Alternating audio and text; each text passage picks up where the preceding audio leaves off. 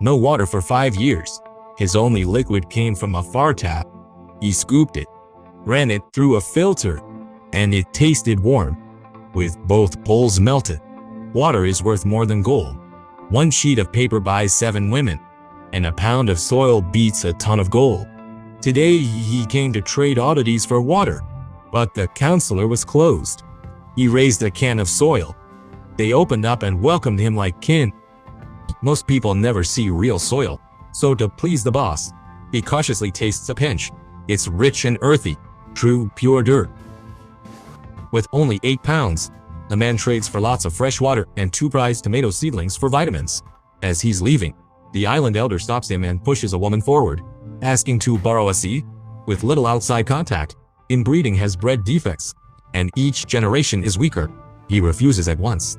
That odd refusal makes the islanders suspect he's hiding something. Maybe a pirate spy scouting routes. The elder signals to seize him. In the fight, they uncover something even more terrifying. Faces pale, and the crowd realizes the danger is real.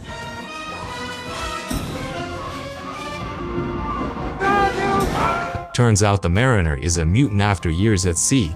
His ears became gills, and his limbs grew webbed feet. He tried to flee by water, but was overpowered, bound, and thrown into a key cage. In the scuffle, he killed an island elder.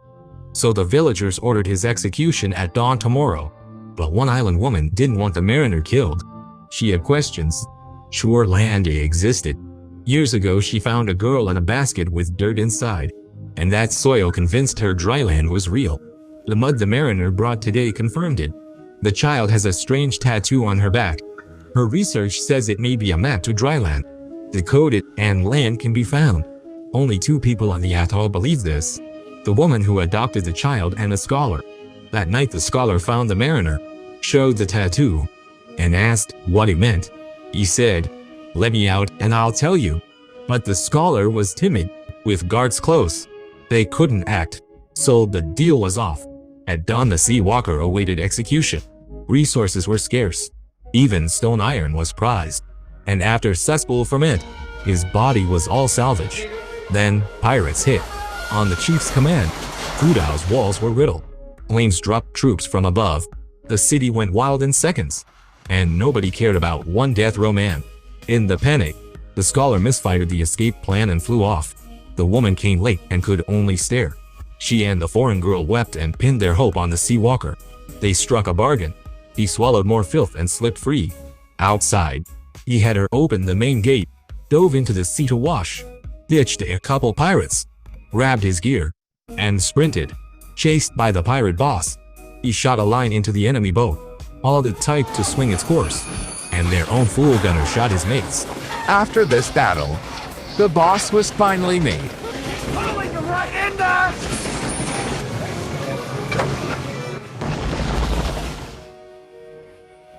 One-eyed dragons pirates mainly want the girl with the tattooed back. Their ranks keep growing, but fuel is nearly gone. Without land, soon they won't survive. So they bet everything on the crewman who can find it across the sea. Meanwhile, the mariner escapes, yet fares no better. The boat is damaged, supplies are scarce, and feeding 3 is impossible. He considers tossing the child overboard. The woman refuses, bleeds, and even tries to seduce him. But he won't even patch the tent and shows zero interest. Still, her willingness to give herself up to keep the child alive softens him for a moment. That mercy fades fast when the kid scribbles on a boat and won't stop chattering, ignoring her. She's not happy either. Hey, what are you doing?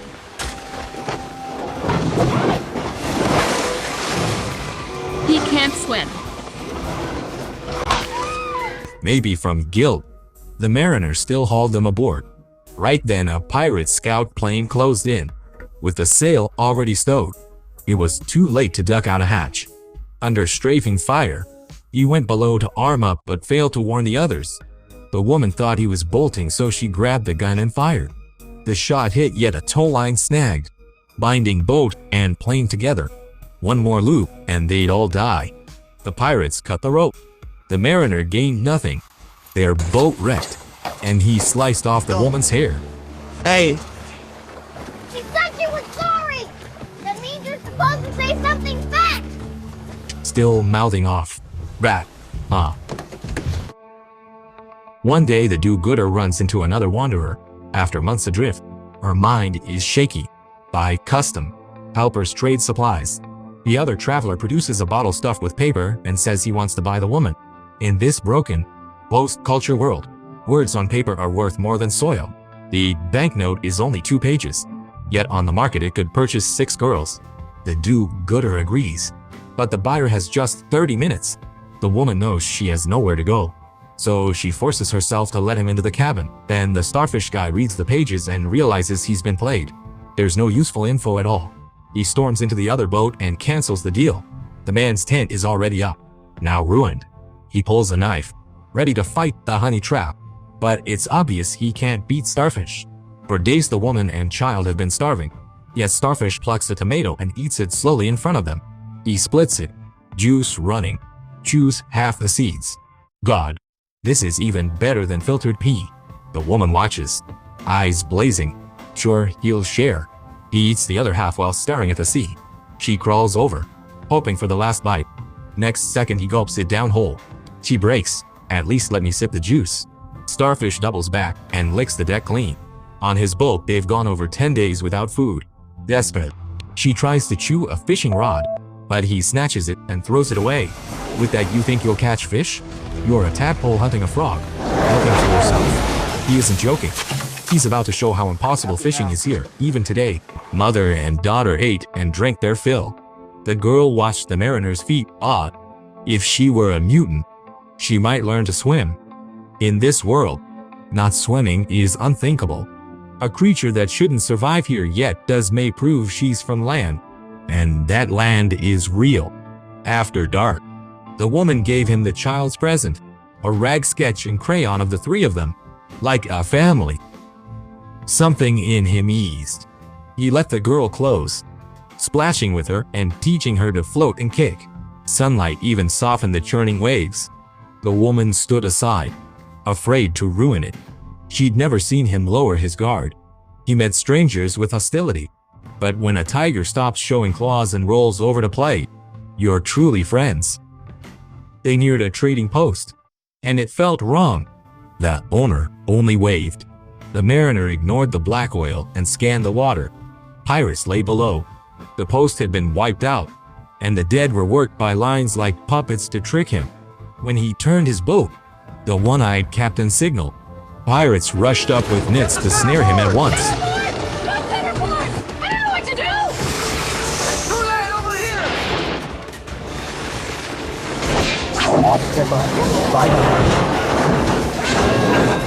Boss joined the fight, blind in his left eye. He hit Seawalker in the waist. He ordered tracking sharks. At sea, no bleeding person can fool a shark's nose. Seawalker wrapped the wound and grasped why pirates chased him. From Hawaii River's wreck to today's crossing, they were after the girl, not him. The child's back tattoo was no ordinary mark. The woman revealed her secret. Yet Seawalker felt Lu Dai Yi's claim was a mere legend?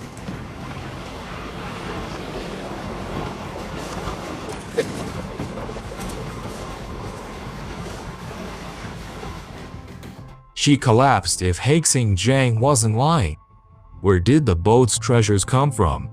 Light restoring glass, a singing music box, even the soil he traded. None of that could exist at sea. Starfish put the woman in a dive pod and took her to the seafloor. As the signal board flared, she finally saw the ocean's other side, ruins from the last civilization. Skyscrapers that once thrived were erased. A century of seawater left only barren rebar skeletons. Starfish lifted a handful of mud. This was the land she'd longed for. This was the truth. But when they surfaced, pirates were already there. Their boss held the woman hostage to make the child come out. The boy naively believed that if he went, the pirates would spare the rest. The Seawalker grabbed her and plunged underwater. She didn't even worry about breathing. No matter how long the pirates waited above, she could stay close to this kind Seawalker. The pirates finished their job and sailed away, leaving wreckage. With no boat, they couldn't go anywhere, only drift aimlessly, helplessly waiting for death. In times like this, emotion beats reason. After surviving together, the woman and the Seawalker had grown attached. She still wondered why. When she first fled Fukushima, he wouldn't accept her back then. Because you didn't really want me. After breaking the barrier between them, they finally hugged, alive and overjoyed. While cleaning up, they noticed her doodles matched the Land magazine exactly, proving she'd seen it and truly came from the surface. Then a shout rang from the sky. The scholar who fled Fukushima had found them at last.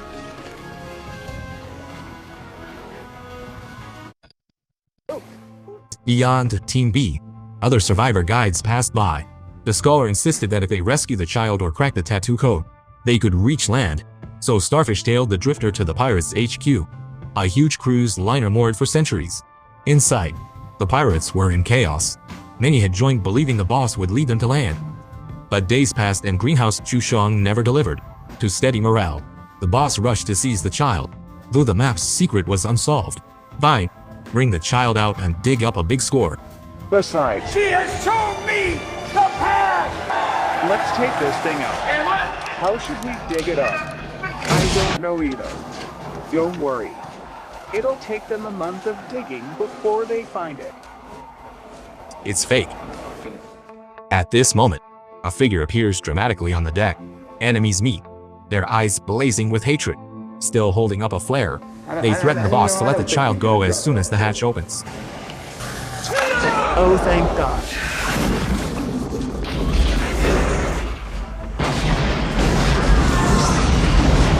A blast nearly wiped out the pirate chiefs. The boss seized the child and tried to fly off, but Starfish clipped a zipline to the ship's anchor, raced down, landed at the end, grabbed the anchor, and threw it, dropping the plane. The scholar's airship arrived and all boarded, yet the boss shot the child down.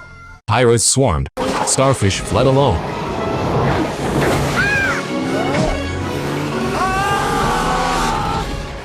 Once rescued, the scholar cracked the tattoo's secret. Go the opposite way and you'll reach land.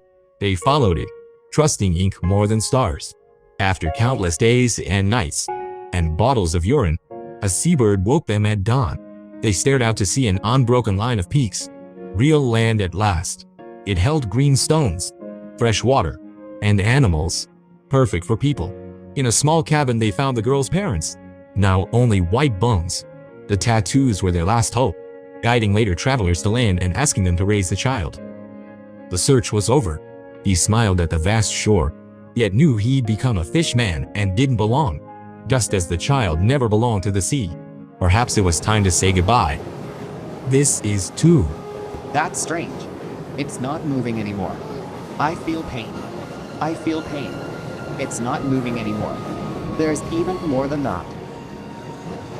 The child kisses. He kissed Starfish's cheek in farewell. Woman who traveled with him, and others, still hated to see him after honoring the Starfish man. Mother and daughter stood on the hill, watching him sail away, hoping to meet again someday.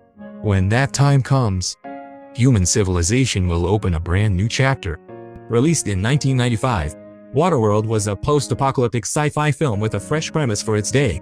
To sell real spectacle, the studio spent nearly $200 million, roughly a couple billion in today's money. Yet worldwide gross reached only about $250 million. After production and marketing, the loss was brutal. The core reason was timing. Its doomsday idea came from global warming, and that threat felt too far off to most audiences then. Few imagined that 20+ years later, warming would be humanity's top enemy. Beyond that, the movie's ragged, filthy look, unkempt heroes, and the opening shot of the lead drinking his own urine turned many viewers off, helping sink the box office. As Dr. Jinsey says, gold will shine. As more end-of-the-world films appeared, curiosity slowly shifted toward real environmental protection, and this once mocked flop finally earned some new attention. In the film, the pirates' headquarters, the D's, echoes a real ecological disaster that shocked the world in 1989. The Exxon Valdez tanker, due to human error, ran aground and spilled oil, devastating local ecosystems. With seawater poison, countless marine animals could only await death. Sci-fi fans may recall a familiar name. In The Three-Body Problem, Evans is a witness to that spill, an end-of-consciousness figure. It plays less as spectacle and more as a warning we ignored at first. Looking across human civilization, a livable natural environment is the base for any species to thrive. If Earth is damaged until it can't support us, where will we go?